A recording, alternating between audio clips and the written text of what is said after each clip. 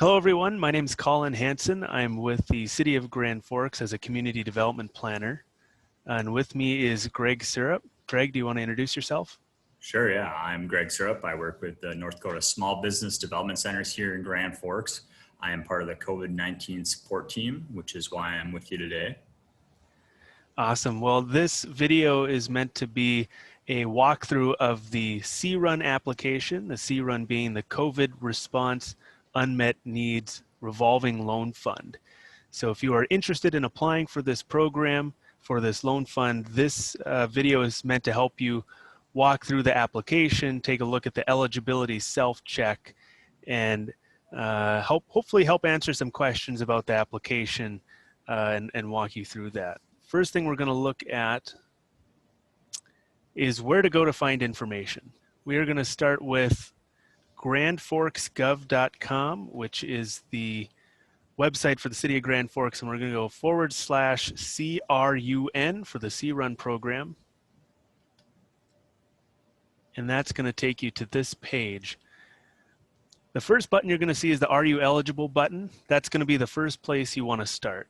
When you click that button, it's going to take you to the Eligibility Self-Check. This Eligibility Self-Check is a form for you or perhaps your lender to use to see if you fit the eligibility criteria to apply for a loan from the C-Run Revolving Loan Fund. On this page, there's a little bit more detail specifically about the loan terms and about eligibility. But going through the process is going to help you, and it's a really quick form to fill out. It's going to help you understand if you fit that eligibility criteria. Really quickly, for this first tranche of loans, loan amounts will be from $5,000 to $25,000. A single company cannot exceed $50,000 in total of C-Run loans over the course of the next 2 years. If there is funding after the first tranche, we will look at possibly increasing the limit or allowing those who have requests in excess of $25,000, who have unmet needs beyond the cap, to perhaps apply again. The interest rates are really attractive for this. There's a 1% interest rate on this working capital loan. That can be reduced by 0.25% or 25 basis points for those who provide a personal guarantee. So it would be an effective 0.75% interest rate. There's also a 6-month deferment on principal and interest for all loans. Interest is still accruing, but a 6-month deferment for both principal and interest payments. You can receive an additional 6 months, making that 1 year of total deferment before payments start with a personal guarantee. So there's an incentive there to provide a personal guarantee for the loan. Amortization will be over 5 years. After the initial deferment, the loan needs to be adequately collateralized, and there will be a blanket UCC lien on all business assets. As far as basic eligibility, you can see they're located in Grand Forks County, operating before March 1st of 2020, affected by the COVID-19 pandemic, and eligible working capital needs. You'll see a list when we move on to the next page here of some prohibited uses for the loan fund. Again, this is a working capital loan, so things such as real estate purchases, not eligible for this funding. In the case that we receive a lot of requests for the loan fund, especially if we are in excess of the 1.39 million that we have to loan out in the C-Run loan program, we will be prioritizing applications for those who are small businesses who maybe had a hard time accessing existing federal support help, federal support dollars, and for those who are small businesses that meet the definition of employ 15 full-time equivalents or fewer, or they gross less than $1 million per year, or they're in the accommodation and food services industry. Again, those may not come into effect, but in the case that we receive an overwhelming amount of response for the loan program, those are some additional criteria in which we'll be able to prioritize applications. So to begin, you're going to click Next at the bottom right corner of the screen. It's going to take you to a few questions. Is your business located in Grand Forks County? Yes, you must be in Grand Forks County. Have you experienced a negative financial impact, overall negative financial impact? can you document that financial negative financial impact? And this is really where Greg is going to come into play here. If be very helpful for you if you need help demonstrating that overall negative financial impact by preparing some financial documents, which will be required in the actual application. Greg with the Small Business Development Centers is going to be there to help you out with that. So yes, I have the ability to demonstrate that I had a negative financial impact. Here is that list of prohibited uses for the working capital loan fund. A lot of folks won't, fit into these boxes. There are a few things to point out, such as the purchase of real estate, real property, and also personal property. So if you're purchasing business assets, let's say you need some large equipment, something that is going to be depreciable over time, then that would not be an eligible use of working capital loans. Again, working capital meant to keep you operational. Development of land, engineering, construction, those sort of things are not eligible uses if they're specific to a project. Also acquiring an interest in a business, either through the purchase of stock or any other means like that, again, not eligible. You can review the full list here. And here you will click, I would not use this loan for any of the uses listed above. If you are planning to use the funds for one of these uses listed here, you can, if you believe that you're eligible perhaps for a waiver to any of those, it would have to be very specific, and it would have to be it'd have to be a very specific need, and it would have to fit within federal regulations. You can call myself, Colin Hansen. My contact info will be here at several different points throughout the video today. But if you have any specific questions to see if you could meet an exemption, you can give me a call. But in this case, I would not use a loan for any of the uses listed above. Your business structure, so depending on how you are registered with the IRS, this would be where you select that. I'm going to select LLC. Are you considered a farm limited LLC or a farm corporation by the state? I am not. And here you're going to select your industry. Generally, what industry do you fit in? In the actual application, you'll go through a really quick determination of what your industry here is. But for this purpose, you can take your best guess. We'll say retail trade. How many employees, full-time equivalents you may have. For those who really aren't quite sure what that is, if you have 4 employees, 2 full-time and 2 each at 20 hours a week, or 2 part-time employees, you would have 3 full-time equivalents. So that would add up to 120 hours a week. So I'm going to say under 6. For my gross revenue, will be somewhere between $100,000 and $500,000. And here you're going to fill in any sort of information, or your specific company information, not any information. After you've filled out your company information, you're going to come down here. Would you like us to have to follow up with you to have a conversation about the loan program? That's if you want someone to follow up and see if you have any questions, you can click yes, please contact me, or no, I'll reach out later. In this case, sure, please reach out to me using that contact information. And then if you do have any questions specifically, we can try to reach out to you and answer those if you want to put them in here. At that point, you're going to click next. And here you're going to receive information about your eligibility. Here it says, I meet basic eligibility criteria for basic qualifications for the loan fund.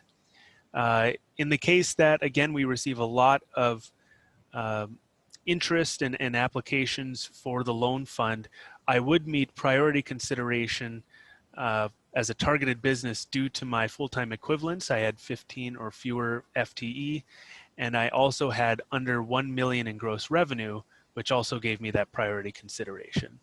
The next steps from here, getting your eligibility, saying, hey, you're good to go. The first thing you're going to do is download the C-Run loan application. That's located right here. It'll be at the end of this form, and it'll be on the website at the bottom of the page, grandforksgov.com/CRUN. But that's right here. You can click on it there to open it. Your second item of business is going to be to fill out the application as much as you can.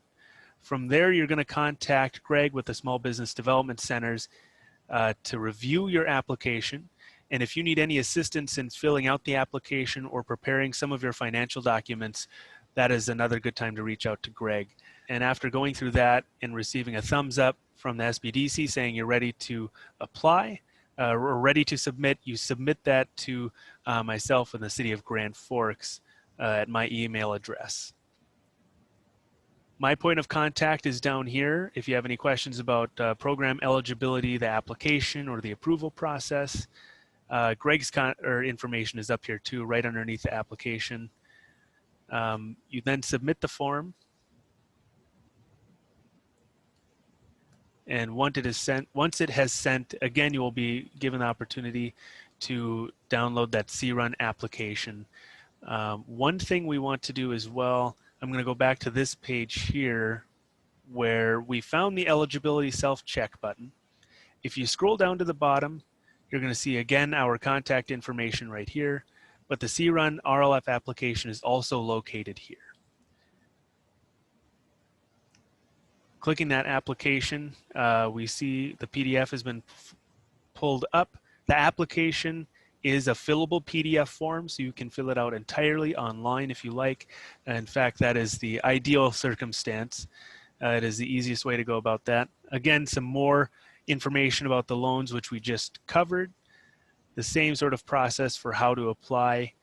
Contact information, you've seen all of this information in the Eligibility Self-Check form. Applications are due on October 15th. That was something that wasn't on the eligibility form. We'll be sure to make sure it's updated soon, so it includes that deadline. Now, with the applications being due on October 15th, we strongly encourage you to begin this process as soon as you can. It's much easier to work on these things over the course of a couple of days or come back to something, or if you need to request information, let's say from an accountant, it's best not to put the application off. Fill it out as soon as you can, and that way if you do encounter any issues or struggles or hurdles to submitting the application, you have plenty of time to address them. From here, I'm going to have Greg take on the second page and kind of let you know what we're looking for in terms of application enclosures. So we'll go through this list quickly, but one thing or a couple things I really want to reiterate, as Colin already mentioned, first of all is our contact info is there for a reason. Please get in touch if you have a question. I mean, I think this can seem daunting, but Colin and I pride ourselves on being easy to get a hold of. So again, use us as that resource. And then probably point number two I'd make is, don't overthink this. Your financial statements aren't going to be the exact same as everybody else's. There's resources available to you if you don't know exactly what to provide. We can either help you find those things, or you can go out on the web and find resources that can help you as well. There's other resource partners within our network locally that can definitely assist you, but I'm here to do that as well. So let me know and we can connect the dots on those documents for you just to even get you started. Or if you happen to have everything you need already prepared and you want to come in and get signed off on, that's great too. And we're happy to help you, get to that position where you are able to do it yourself if that's your desire. But quickly, just going to go through this list. The enclosure list is primarily financial documents that we want you to provide as part of this application. First of which it lists here is for the business, the federal tax returns, the most recent 3 years, if you have them. If the business was established after 2017, then provide all the returns. So even if you only have 2019, so only one past year's tax return, provide that. That's more than fine. Next up is the balance sheet year to date. So essentially meaning from January 1st of 2020 to, if today's September 16th till that day. And again, just demonstrating, or at least through the most recent pay period or month, maybe just demonstrate kind of, again, impactful things that are going on and just kind of show where you are within that period, as well as the cash flow statement year to date, things, again, that have happened since January, any changes that have been made, as well as the income statement year to date.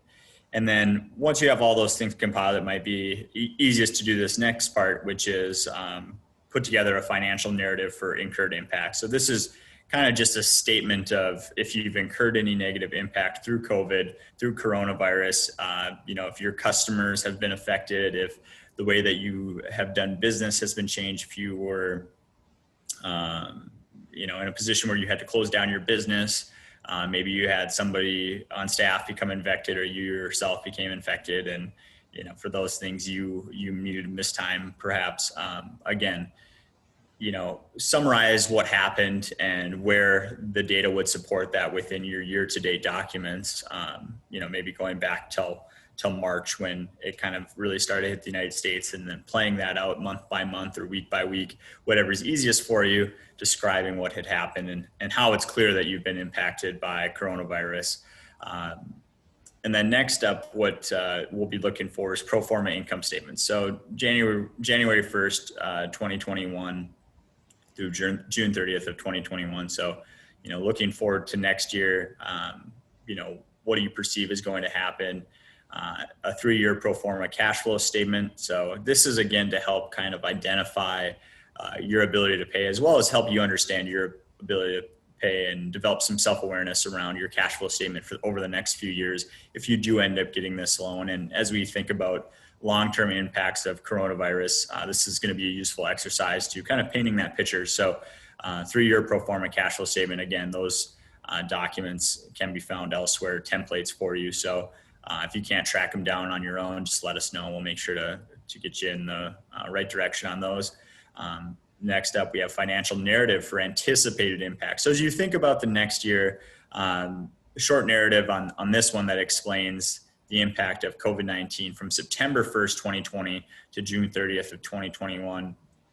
This narrative should reference your pro forma financial statements and proposed uses of funding. So you kind of want to talk about how you could use the funding maybe from this loan to bring customers back with confidence, with comfortability, with, again, more resiliency for the business moving forward. How do you insulate or mitigate some of those risks as you return to work? Or if, your business has shifted to working from home, how maybe can you use those funds again to that benefit or that order?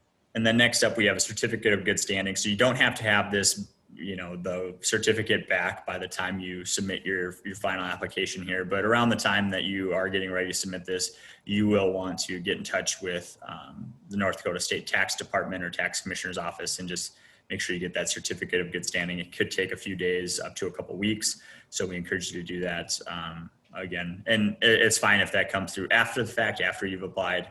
That's more something they need for the dispersal of any funds. So again, just make sure you keep that in mind as you wrap up. In addition to that, they would also like to see if you have available a personal financial statement.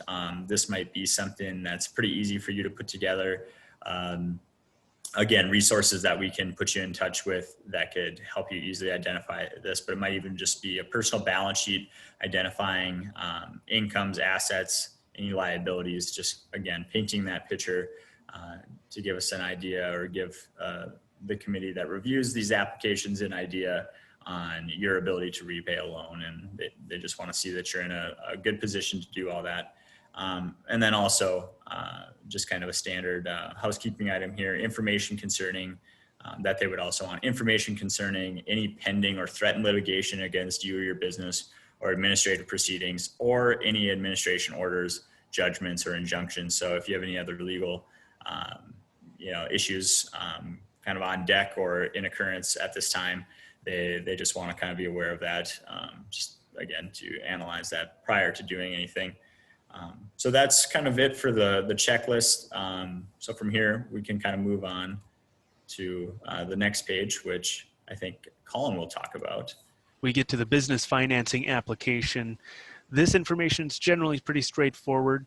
I want to reiterate a point Greg made, which is please don't overthink this. This is really pretty straightforward. So don't, again, don't overthink it. You know the answers to these questions. Just be sure to share them with us. With your industry, as you fill out this information, your physical address is to make sure that you have a location in Grand Forks County. That is a requirement for eligibility. Mailing address, how do we send you things, obviously. But the industry, you're going to want to click on this NAICS.com/search if you don't know your NAICS number or your industry. By clicking on that, you will be brought to the NAICS search website. And here you can see the industry code and the many different industries that are possible. So you will see, let's say you are in finance, you can see that I am in finance and insurance. That is what I will write for industry, and the number 52 is my NAICS number.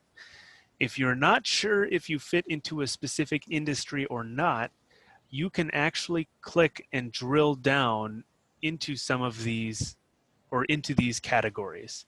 So you can see specifically if you fit under this under this industry of construction and code 23. We don't need you to find this really long number. We don't need you to write that you're glass and glazing contractors. We just want to know if you're in the construction industry and what your code number is.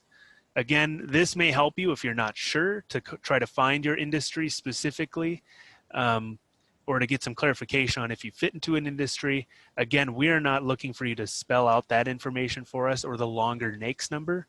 We just want that 2-digit number. So after finding your industry, you're going to, let's say finance and insurance as an example here. You're going to see the code is number 52. So we're going to go back to the application. Finance and insurance will be my industry, and code number 52. Again, we only need the 2-digit code for this purpose, and that link to find that number is right there. Your company description, description of COVID-19 impact, and this working capital needs description. Again, very straightforward. The company description, we're essentially asking you to tell us about your business, your position in the market, the activities. Essentially, what do you do and how do you generate revenue? That's essentially what we want to know. With description of COVID-19 impact, tell us how and where you really got hit hard by COVID, the COVID-19 pandemic, and what further impact are you anticipating going forward? This is a good place to put that information. In description of working capital needs, what do you still need to get covered? What do you need this loan funding for? Why are you here filling out this loan application? So again, don't overthink it. You know the answers to those questions. We're going to move on to funding and uses. All right, so on this form, you'll see, again, as Colin mentioned very early on, this is a fillable form. So after you collect those financial documents, you'll basically be using those to fill this out. So if you can look back at your revenue loss, so this will probably show up on your income statement, or rather an analysis of your income statement for, again, that March 1st to August 31st period. So maybe you want to compare this to your 2019 figures, or if you have an idea of month by month.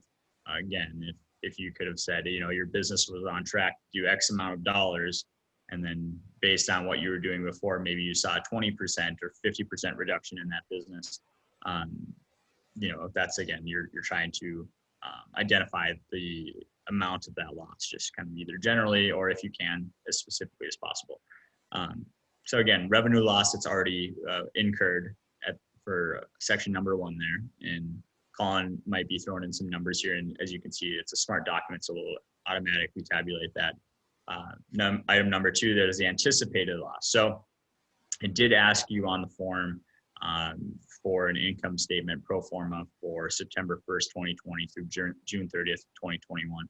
So again, compared to where you think you might have been, or what the data will tell you, if you compare that to past years, if each year, before that you were growing at 5%, and you can factor in that 5% growth. Anyway, as you do that comparison, how do the numbers change? What's the difference of where you should have been or could have been compared to where you were because perhaps of COVID? Additionally, numbers 3 and 4 would be any incurred expenses, COVID-related expenses. This could be gloves, masks, cleaning equipment, cleaning supplies, chemical, PPE, personal protective equipment, as well as any anticipated expenses in this area moving forward. So again, things that would be used directly for COVID. So those things will add up and give you a total there at the bottom. and that's again for the unmet needs summary. Federal and state grants and loans received, so this could be EIDL, PPP, Economic Resiliency Grant, EIDL is Economic Injury Disaster Loan, and PPP is Payroll Protection Program. So probably got those through the SBA. That's part of the CARES Act program, but there are other programs that you could list here. And we'll talk about sources of funding, but specifically in this box, you're only going to put what was received. Okay, so only things that you've actually received. If they're still in application and you haven't received them, then you don't need to put that yet. These are just for things that have so far been received. And the next item there is COVID-related private debt financing received. So if you went to your bank and were able to get a loan to help, again, mitigate or address some of the issues with COVID, maybe it's lost revenue, maybe it's increased costs that you've seen, you've had to hire more people to do more cleaning. It could be any number of things. Again, what have you been doing to kind of pay for that so far? What other resources have you been able to take advantage of? So maybe you got a Bank of North Dakota COVID PACE recovery loan, use the or small employer loan fund from the Bank of North Dakota, or maybe again, local, regional, or national bank that you're working with, again, for the uses of something related to COVID. So as you go through, you will want to identify the uses, what you plan to utilize the funds for in your working capital needs. Again, I'll make the note, Colin talked about what's not eligible or what is ineligible before.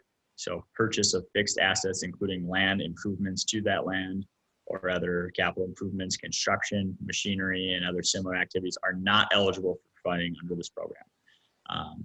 So again, as you go through, maybe you're looking at this application and not sure where some of these items are going to come from.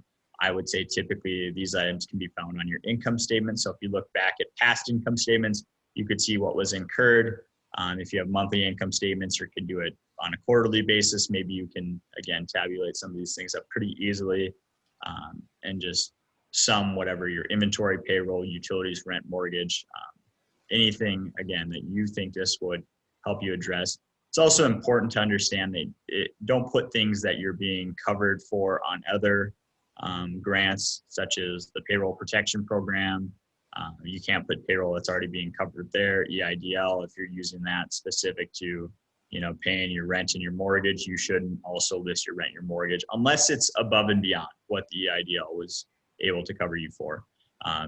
So again, this is an unmet needs. It's right in the name. This is meant to help you on things that you were not able to get coverage on through other resources. So keep that in mind.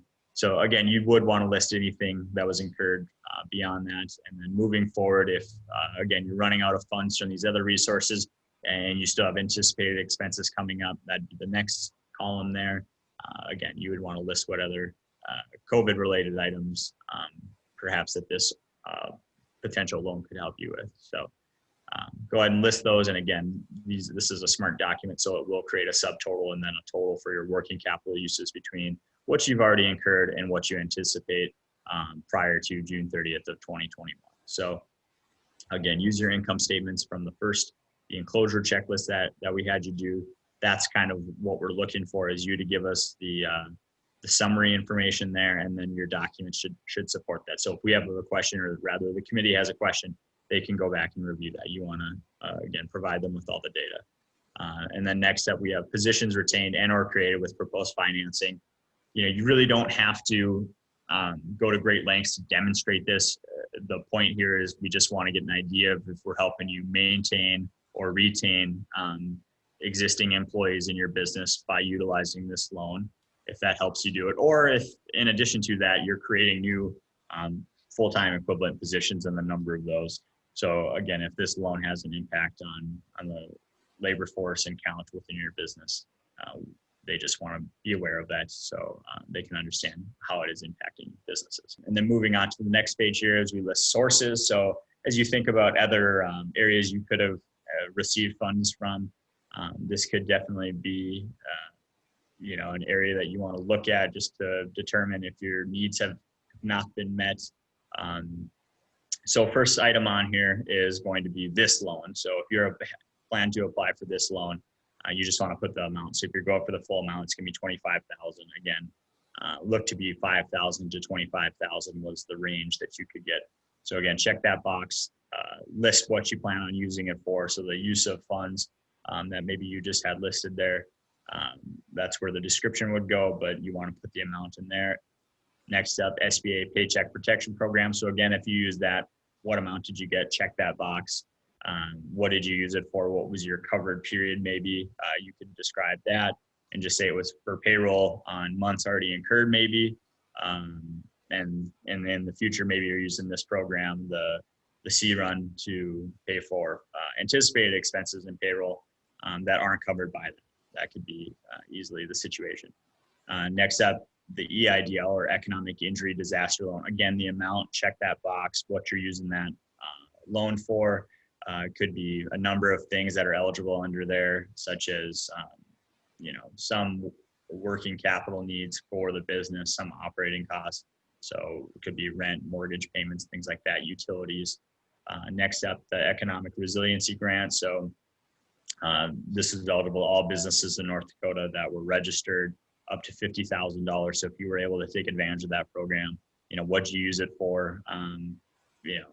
Again, this is unmet needs program. So if you're putting here that you were able to get funding for PPE, personal protective equipment, chemical cleaning supplies, machines, things like that, that's not what you want to put in your use of funds. So this should also help you self-check your document as you're going, just to make sure that you're not listing things maybe that shouldn't be counted for.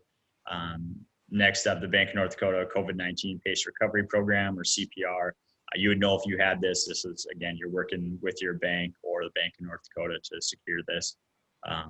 Same thing with the Bank of North Dakota Small Employer Loan. So great programs. A lot of these are awesome programs, or in fact, all of them likely are. So, again, could already be using these, and good on you if you have already been able to secure some of these things. But this loan, or this program from the revolving loan fund, is really meant to help what these things may not have covered. So that's kind of the reason for the narrative here. Coronavirus Economic Stabilization Act, or the CESA Act loan. This is a pretty general one. It seemed like coming out around the same time as the CARES Act. So again, if you were able to take advantage of that, the amount, check that box, and what it was used for. The Community Development Block Grant, this might be used more so by nonprofits in the area. So again, if that applies to you, make sure to list the amount and check the box and what it was used for. For those kind of in our region, this part of North Dakota, there is resources available through the Red River Regional Council Catalyst Fund, another revolving loan fund. So if you have been able to take advantage of that, go ahead and list that. Insurance policy claims. So anything directly related to COVID, you could put under insurance policy claims. If you had hail damage and that was a claim during the same time period, don't put that. That's not what they're looking for. But if you had been able to get some relief from your insurance company because of policy claims that you had in place, then yeah, perhaps. As well as anything else that you've been able to use in the other column there. So again, the goal here is just trying to understand what are the resources you've been able to utilize, and how that's different maybe from your request for utilizing the C-Run revolving loan funds at this time. And now Colin's gonna wrap her up kind of with the next couple pages of the application. One more thing to point out too, or to reiterate, is that this is for COVID-related public financing. So money that you've received related to COVID from the state or the federal government. If you receive private debt financing of any kind, you do not need to list that here. In fact, you should not list that here. This is all public financing that you have received, or public support you've received, grants or loans. Moving on to the loan request, here is where you're going to enter in the amount that you are requesting. And this is also where you're going to indicate whether or not you plan to provide a personal guarantee on the loan. If you are providing a personal guarantee on the loan and you have adequate collateral to do that, you will click yes, and that'll provide you with a 0.75% fixed interest rate. You can do that down here as well for deferred payments, and you will receive 1-year deferment on payment, although your interest still accrues, but 1-year deferment on payment of both interest and principal. If you are unable to provide that personal guarantee or do not wish to do so, you can accept the 1% fixed interest rate and the 6-month deferment that is for every loan. Here is where you're going to enter your gross revenue for 2019 and your full-time equivalents in terms of folks on your payroll for 2019. Company information. A lot of this information you filled out in the eligibility form, but you're going to fill that out here in the official application. Let us know what your legal structure is. If you were established in 2019 or earlier, all you need to do is put the year here. If you are established this year in 2020, put the actual date that you were established. So if you were established in February 14th,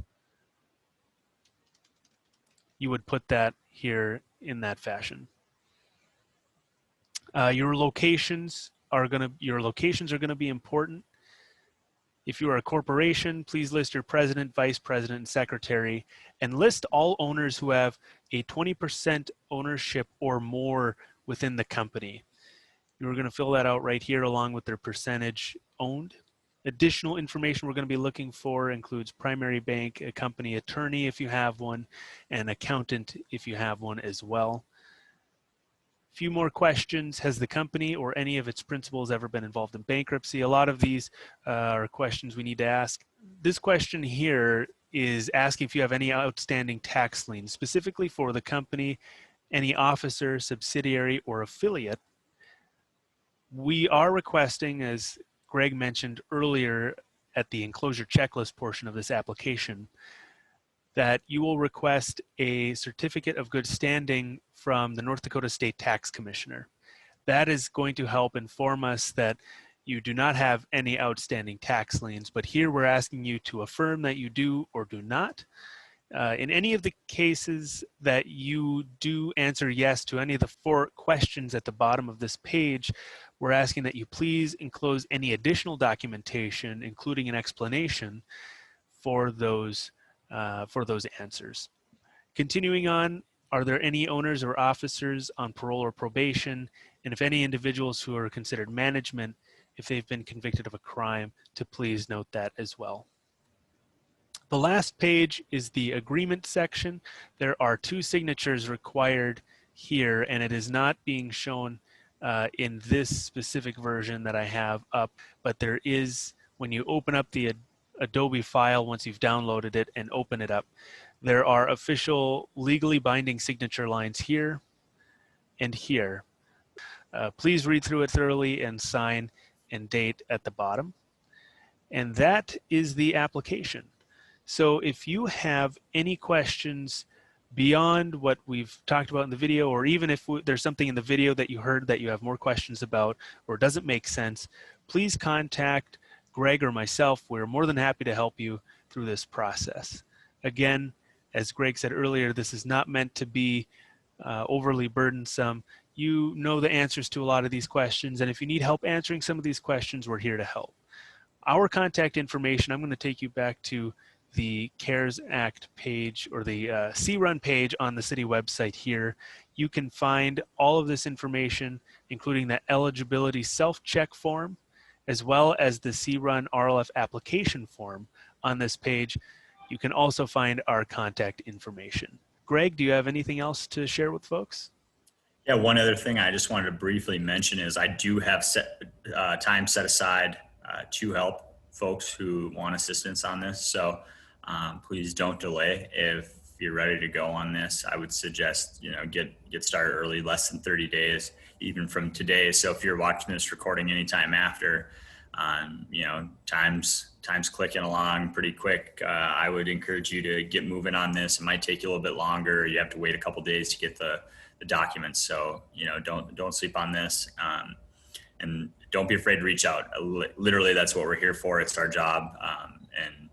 And we're pretty good at what we do, I think. So, hit us up, and we're here to help and want to help. So use that resource. Well, thanks so much for joining me, Greg, and offering your assistance at the Small Business Development Centers. Thank you all so much. Again, ask us if you have any questions.